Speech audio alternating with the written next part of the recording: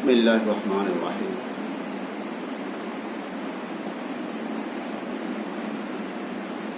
Chittagong college, Chittagong Islamic studies honours চতুর্থ বর্ষের শিক্ষার্থীদের course title Islamic banking and insurance, subject code 24, 18, 11 এর একটি অনলাইন ভিডিও ক্লাস নেওয়ার জন্য উপস্থিত হলাম। প্রিয় শিক্ষার্থী, তোমরা যে যেখানে আছো, আশা করি তোমরা ভালো আছো। তোমাদেরকে আজকের এই অনলাইন ভিডিও ক্লাসে স্বাগত জানাই। এর পূর্বে তোমাদের ইসলামী ব্যাংকিং ও বিমার উপর ইতিমধ্যে আমি দুটো অনলাইনে ক্লাস নিয়েছি। আশা করি তোমরা ক্লাস এনজয় করেছো। আজকেও আমি তোমাদের একই টাইটেলের উপর ইন্স্যুরেন্স এবং Islamic insurance, object of insurance এই বিষয়ের উপর একটা ক্লাস নেব ইনশাআল্লাহ। প্রিয় শিক্ষার্থী, তোমাদের উদ্দেশ্যে বলবো,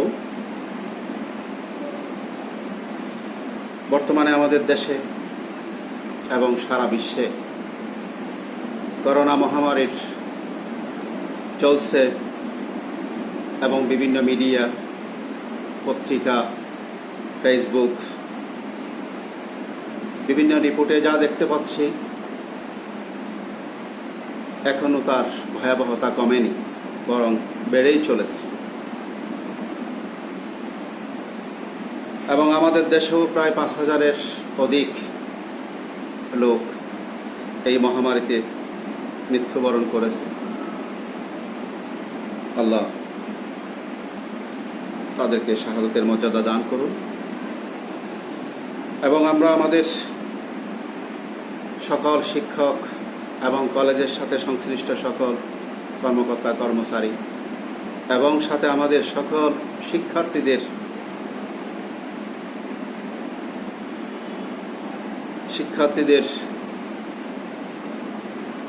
নিরাপত্তা এবং তাদের সুস্বাস্থ্য কামনা করছি। তো প্রিয় শিক্ষার্থী, তোমাদের রুটিন অনুযায়ী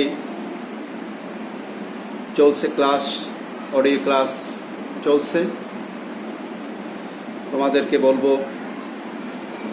রীতিমতো ক্লাস দেখার জন্য এবং প্রত্যেকটা স্যারের প্রত্যেকটা কোর্স টাইটেলের ক্লাসগুলো তোমরা এনজয় করবে এবং সাথে তোমাদের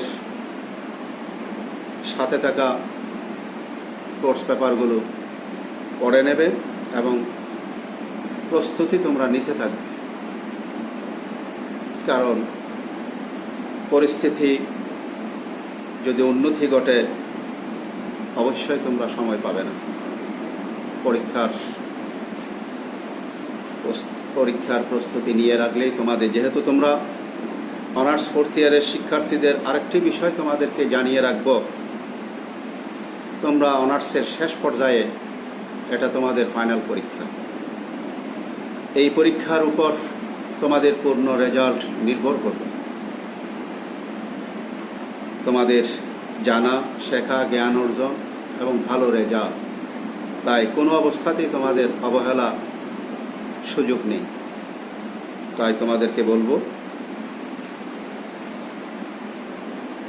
এই করোনা পরিস্থিতির মধ্যেও, এই মহাদুর্যোগ মহাসংকটের মধ্যেও স্বাস্থ্যবিধি মেনে চলে যে যেখানে আসো সেখানে নিরাপদে থেকে তোমরা তোমাদের শিক্ষা কার্যক্রম চালিয়ে নেবে।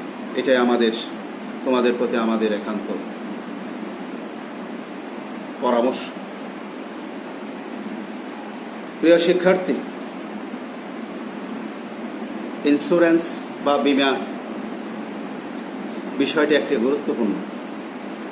আমাদের দেশে ব্যাংকিং সেক্টরের পাশাপাশি বীমা কার্যক্রম এবং অনেকগুলো বীমা কোম্পানি আমাদের দেশে কার্যকর আছে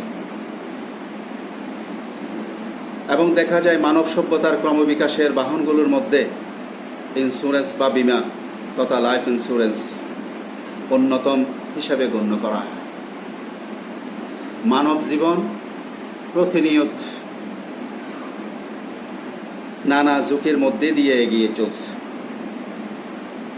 আর এই সব ঝুঁকি মানুষের জীবন, ধনসম্পদ, ব্যবসা বাণিজ্যিক প্রতিষ্ঠান এবং সব ধরনের যানবাহনের ক্ষেত্রে হতে পারে।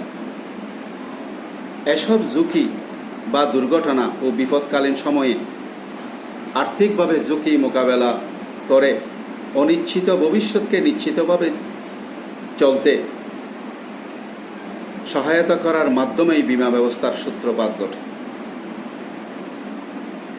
বীমা পর্যালোচনায় দেখা যায় সর্বপ্রথম নৌবীমার সূত্রপাত ঘটে। এই নৌবীমার পথ ধরেই অগ্নিবীমা, পরে জীবন বীমার উন্নয়ন এবং বিভিন্ন বীমার প্রচলনের পর সময়ের প্রয়োজনে বিশ্বব্যাপী আজ বিভিন্ন বীমা কোম্পানিদের মাধ্যমে সরকারি এবং বেসরকারি পর্যায়ে দুর্ঘটনা বীমা, সামাজিক বীমা, বাড়ি বীমা, শস্য বীমা, মোটরযান বীমা এবং শিল্প বীমা, ক্ষতিপূরণ বীমা সহ বহুবিধ বীমার প্রচলন দেখা যাচ্ছে। আমি তোমাদেরকে একটু বীমার সাথে একটু পরিচয় করিয়ে দিতে চাই। বীমা, ইন্স্যুরেন্স শব্দটা ইংরাজি। এই ইন্স্যুরেন্স হলো বীমার ইংরাজি প্রতিশব্দ। শব্দটি ইনসিওর শব্দ থেকে নিষ্পন্ন, আর ইনসিওর শব্দ অর্থ হলো নিশ্চিত বা নিরাপদ করা, নিশ্চিত করা। কাজেই ইন্স্যুরেন্স এমন একটি ব্যবস্থা যাতে ভবিষ্যতের আর্থিক ঝুঁকি বা অনিশ্চয়তার ব্যাপারে ব্যক্তি বা প্রতিষ্ঠান নিশ্চিত হয় এবং নিজেদেরকে নিরাপদ বোধ করে এবং নিরাপদে রাখার চেষ্টা করে। অক্সফোর্ড ডিকশনারিতে বীমার পরিচয়ে দেখা যায়, some things you do to protect yourself against some things bad happening in the future, অর্থাৎ ভবিষ্যতের খারাপ কিছু ঘটা থেকে নিজেকে নিরাপদ রাখার জন্য কিছু করাই হলো বীমা।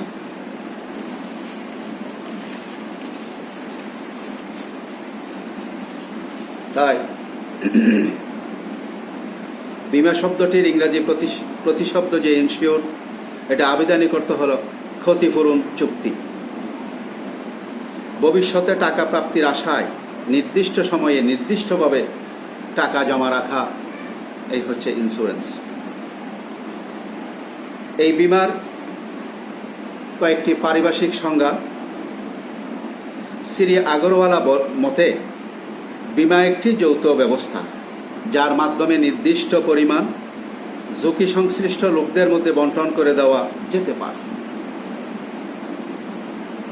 জিএস পান্ডার মতে কোনো অনিশ্চয়তাজনিত ঝুঁকি হ্রাসের উপায়কে বীমা বলে। Insurance is a way of reducing uncertainty of occurrence of an event.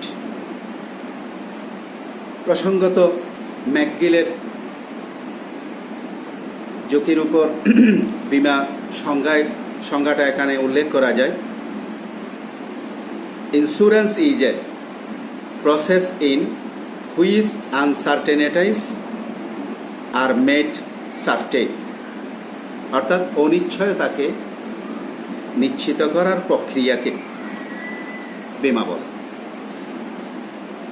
আরেকটি সংজ্ঞায় দেখা যায়, কেউ বলেছেন কারো মতে, বীমা এমন একটি আর্থিক প্রতিরোধ, যেখানে লিখিত চুক্তির মাধ্যমে অপ্রত্যাশিত ঘটনা ঘটলে তার ক্ষতিপূরণ করা হয়। কাজেই আমরা বীমার কয়েকটি সংজ্ঞা, বীমার শাব্দিক আলোচনা, বিশ্লেষণ আমরা করেছি। এবার ইসলামিক দৃষ্টিকোণ থেকে আমরা শব্দটি একটু বিশ্লেষণ করব। ডক্টর মুফতি ইসমাতুল্লাহ ইন্স্যুরেন্স, বাংলায় বীমা এবং আরবিতে তাকাফুল শব্দটি ব্যবহার করেছে। তাকাফুল হচ্ছে এমন একটি ইসলামী ইন্স্যুরেন্স পদ্ধতি যা পারস্পরিক সাহায্য সহযোগিতার ভিত্তিতে প্রতিষ্ঠিত, যেখানে সকল অংশীদারগণ রিস্ক বা ঝুঁকি বন্টন করে নেয়, আর এভাবে পরস্পরের সাহায্য সহযোগিতার মাধ্যমে অংশীদারগণ নির্ধারণের নিয়মনীতি ও সম্ভাব্য আর্থিক ক্ষতি থেকে রক্ষা পায়।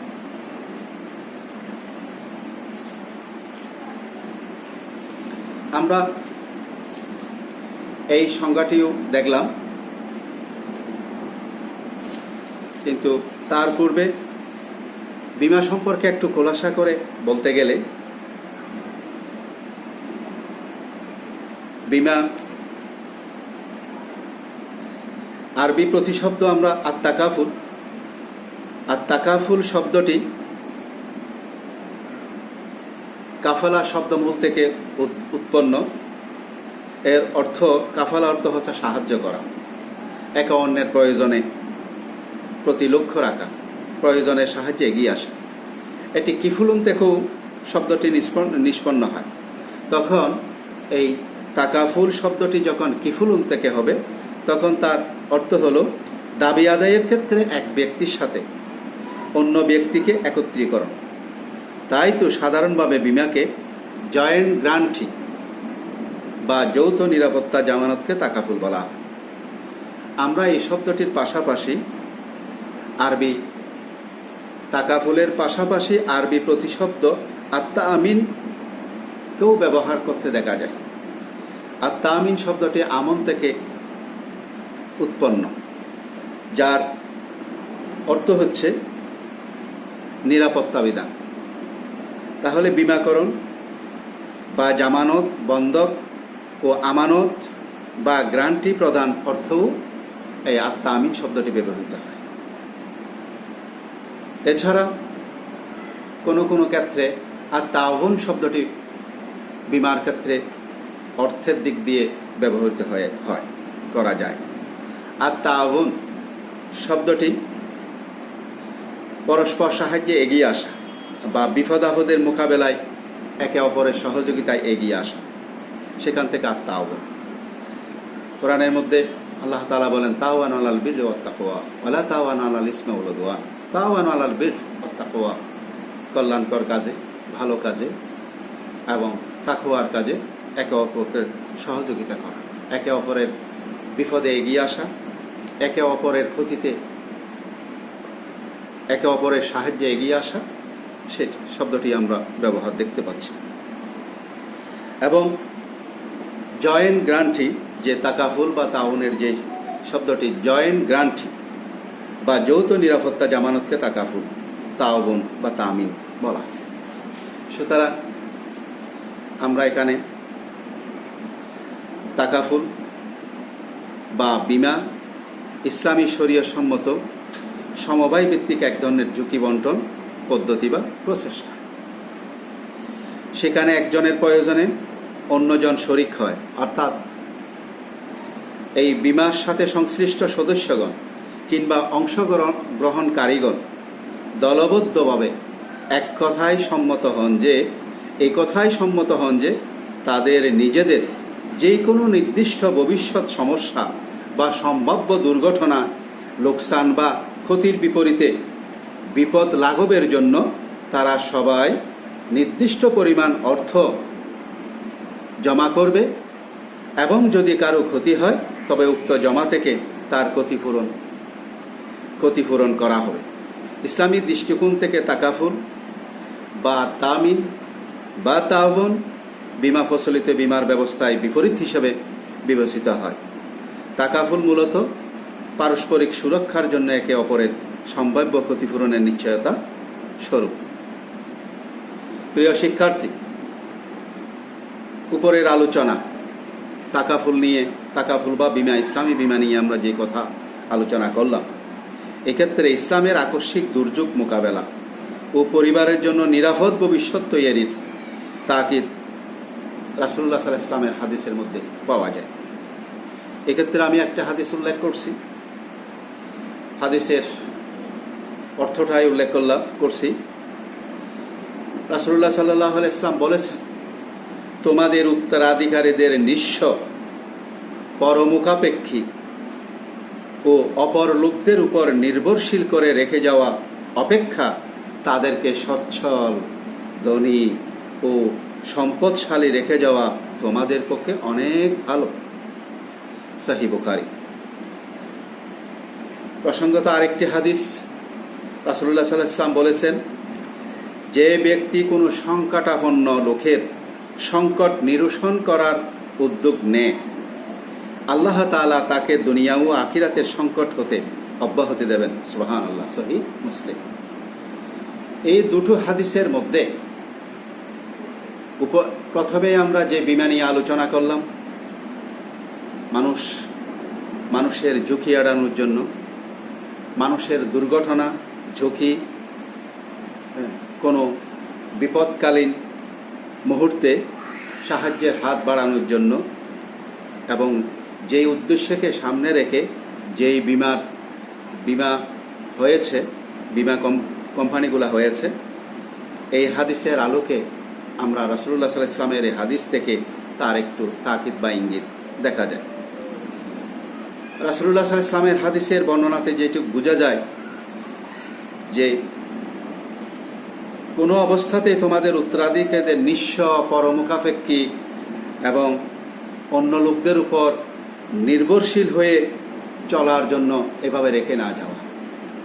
রাসূলুল্লাহ সাল্লাল্লাহু আলাইহি ওয়াসাল্লাম হাদিসের মধ্যে উল্লেখ করেছেন, প্রত্যেকটি পরিবার এবং পরিবারের কর্তা যাতে তার পরিবারকে, তার উত্তরাধিকার, তার ওয়ারিসদেরকে যাতে হীনতার মধ্যে, অভাবের মধ্যে, অনটনের মধ্যে রেখে না যায়। সুতরাং এ থেকে প্রত্যেক মানুষ তার জীবদ্দশায় পরিবারের ভবিষ্যতের কথা চিন্তা করে, ওয়ারিসদের ভবিষ্যতের কথা চিন্তা করে, তারা যাতে সচ্ছলভাবে চলতে পারে, তারা যাতে পরমুখাপেক্ষী না হয়, তারা যাতে নিঃস্ব অবস্থায় না থাকে, এবং সেজন্য কারো সম্পদ থাকলে সেই যেন সম্পদকে অযথা নষ্ট না করে, এবং কারো সম্পদ বৈধ পথে সম্পদ উপার্জন করে ধর্মীয় বৈধ কাজের মধ্যে জাকাত, সাদকা, ফিতরা এবং দান এবং কল্যাণকর কাজে ব্যয় করার সাথে সাথেও যাতে সম্পদ যাতে সংরক্ষণ করে, ওয়ারিসদের কথা যাতে তাদের মাথায় থাকে। এবং দ্বিতীয় হাদিসের মধ্যে, যে ব্যক্তি কোনো সংকটাপন্ন লোকের সংকট নিরসন করার উদ্যোগ নেয়, আল্লাহ তাআলা দুনিয়া এবং আখিরাতেও তার সংকট, তার বিপদ জন্য এগিয়ে আসবেন। প্রিয় শিক্ষার্থী, বিমা পর্যালোচনায় বিমার সংজ্ঞা থেকে আমরা যা দেখি, মূলত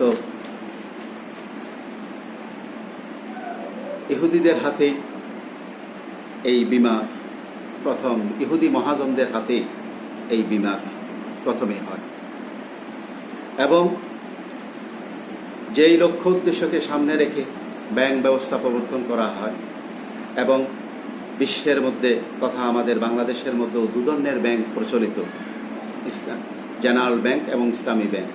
গুটি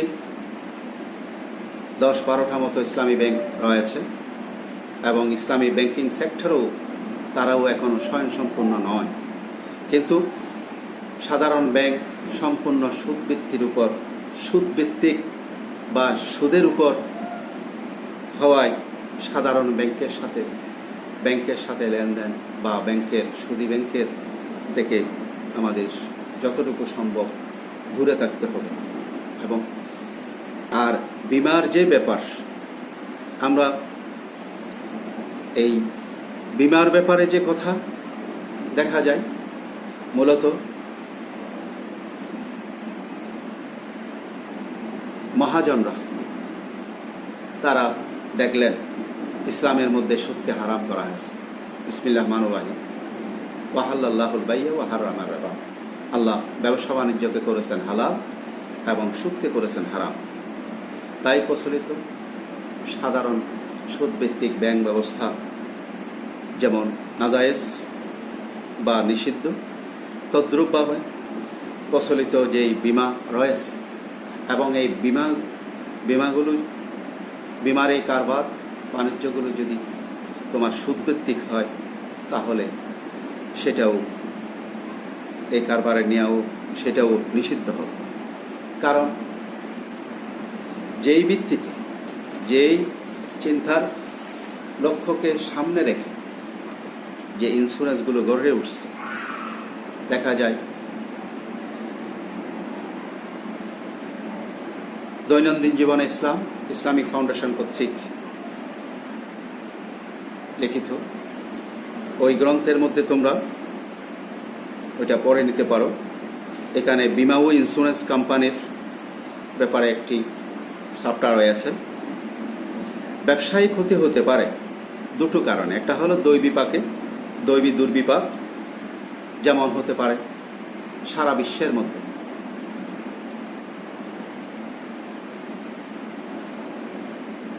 এক দেশ আরেক দেশ থেকে খাদ্যদ্রব্য এবং দেশীয় বিভিন্ন আমদানি করে থাকেন জাহাজের মাধ্যমে বা কার্গো জাহাজের মাধ্যমে বিশ্বের এক প্রান্ত থেকে আরেক প্রান্তে, এক দেশ থেকে আরেক দেশের মধ্যে খাদ্যদ্রব্য থেকে শুরু করে ব্যবসায়িক বিভিন্ন পণ্য আনাগোনা করে। হতে পারে এই কার্গো কোনো ডুবে বা কোনো দৈব দুর্বিপাকে জাহাজ ডুবি করতে পারে, কোনো কার্গো ডুবতে পারে, অথবা কোনো ব্যবসায়িক কারণে, অথবা কোনো অগ্নিকাণ্ড করতে পারে। যেমন দেশের মধ্যে মিল কারখানা, ইন্ডাস্ট্রি, গার্মেন্টস, আরও বিভিন্ন বাণিজ্যিক প্রতিষ্ঠান রয়েছে, কোনো অগ্নিকাণ্ড ঘটতে পারে। তাহলে জাহাজ ডুবি বা কার্গো ডুবি থেকে রক্ষার জন্য কোনো অগ্নিকাণ্ড ঘটলে সেই ব্যবসায়ী প্রতিষ্ঠানকে বা সেই মালিককে অথবা সেই যৌথ ব্যবসায়ীদেরকে রক্ষার জন্য এবং সেই ইন্স্যুরেন্স বিমা বা ইন্স্যুরেন্স কোম্পানি করা হয়। এখানে আমরা একটা জিনিস দেখতে পাই, আমাদের দেশে বর্তমানে যে বিমাগুলো রয়েছে, বিমা কোম্পানিগুলো রয়েছে, এখানে সরকারি জীবন বিমা এবং সাধারণ বিমা, পাশাপাশি আমাদের দেশে শতের উপরে বিভিন্ন জীবন বিমা কর্পোরেশন বা জীবন বিমা রয়েছে। সন্ধানী life insurance, Padma life insurance, বিভিন্ন নামে, তাকাফুল ইন্স্যুরেন্স, বিভিন্ন নামে, এবং ইসলামী নিয়ম নীতিতে পরিচালিত দাবি করা এরকম বিমাও রয়েছে, সাধারণ বিমাও রয়েছে। এই বিমাগুলো যদি সাধারণ ব্যাংকের নেয় এবং তারা তাদের পুঁজি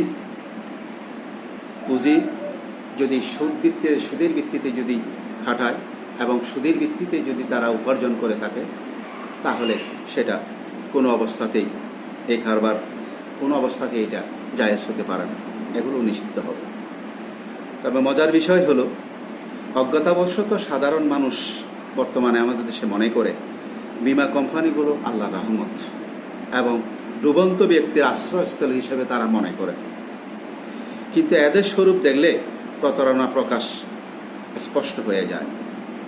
যদিও আকস্মিক দুর্ঘটনার লোভ দেখিয়ে জনসাধারণকে জীবন বিমা উদ্বুদ্ধ করে, কিন্তু তারা যেমন লাভবান হয় না, খুবই কম বিমাদারীরাই ক্ষতিপূরণ পায় বা যে লক্ষ্য উদ্দেশ্যকে সামনে নিয়ে তারা বিমার সাথে সংশ্লিষ্ট হয়, তারা বিমা প্রিমিয়াম খুলে বা বিমা পরিচালনা করে, তারা নিজেদের তারা তেমন বেশি লাভবান হতে দেখা যায় না। আমি আমার প্রিয় শিক্ষার্থী, আমি আমার একটা অভিজ্ঞতার কথা বলছি। আমার নিকটতম এক আত্মীয়, আমি নাম বলছি না, একটি বিমা কোম্পানির সাথে চুক্তিবদ্ধ হয় এবং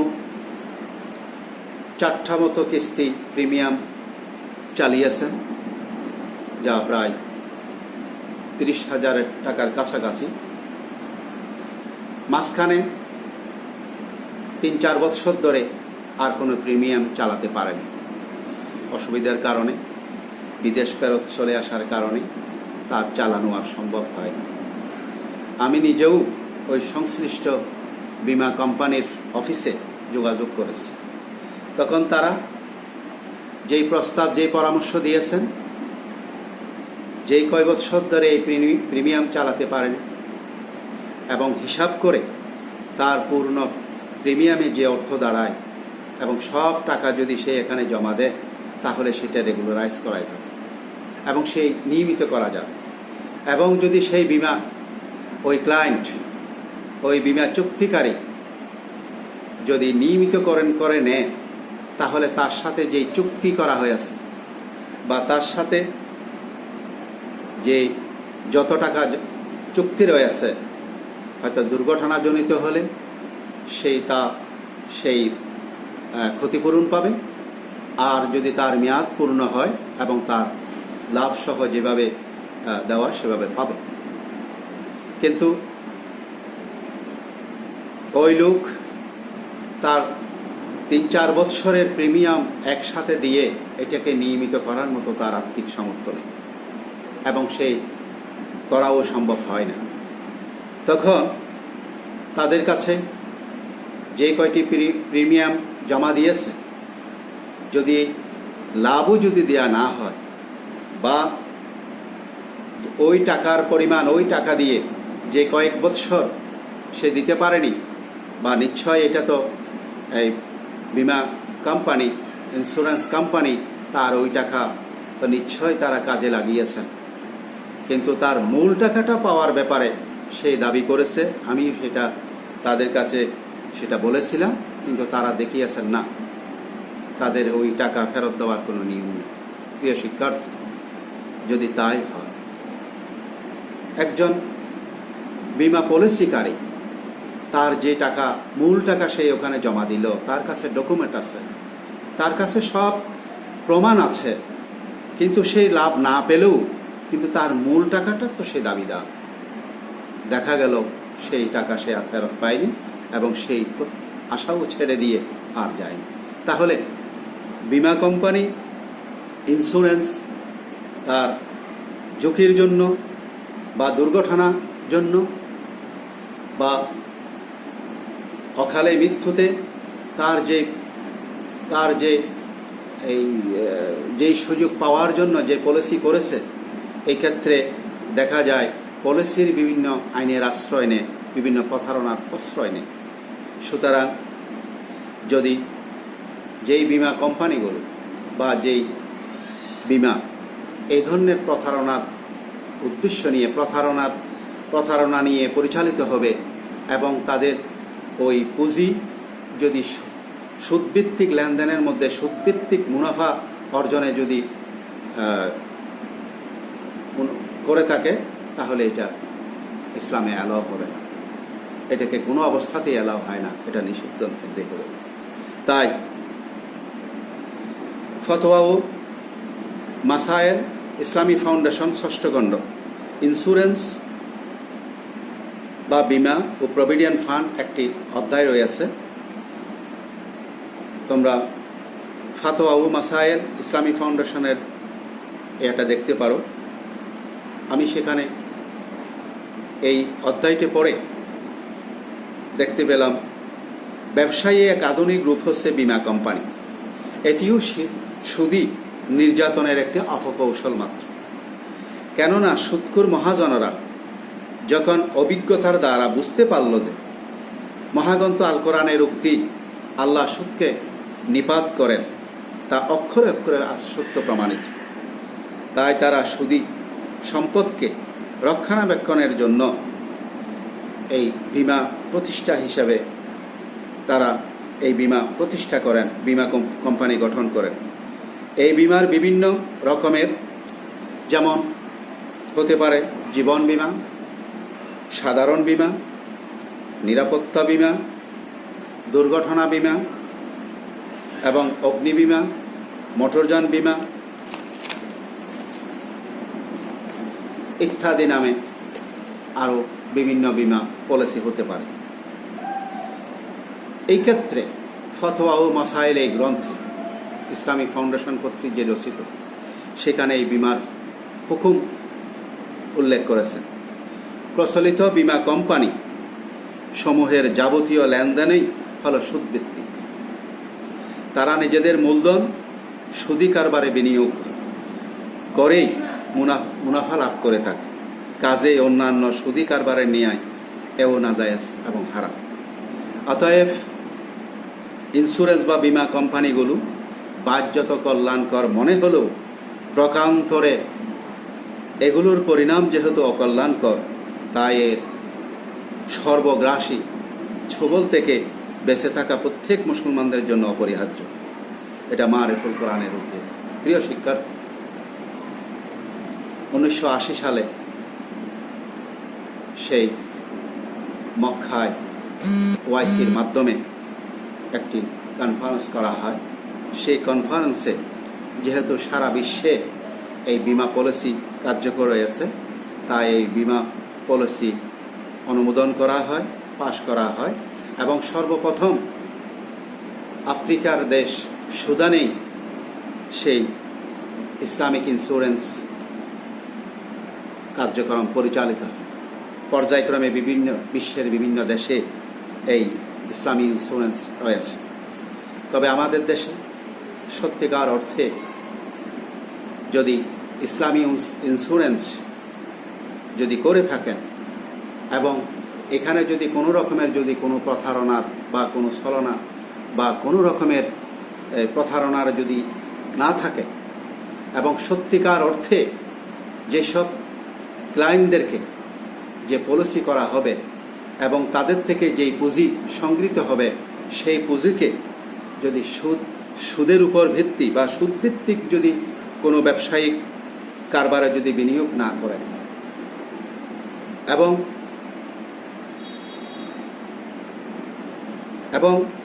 এই ধরনের মুনাফা ভিত্তিতে যদি ওই টাকা পুঁজি দেওয়া হয় এবং পুঁজি পলিসি যারা গ্রহণ করবে তাদের সাথে যেভাবে চুক্তি হবে, সেই চুক্তি অনুযায়ী যদি তাদেরকে যথাযথভাবে যদি তাদের সেই তাদের বিনিয়োগ বা তাদের যে পলিসি পরিপূর্ণ করে এবং সত্যিকার অর্থে যে দুর্ঘটনা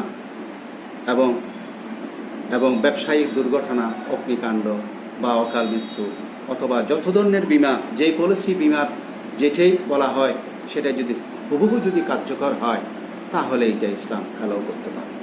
তাই প্রিয় শিক্ষার্থী, কোনো বীমায়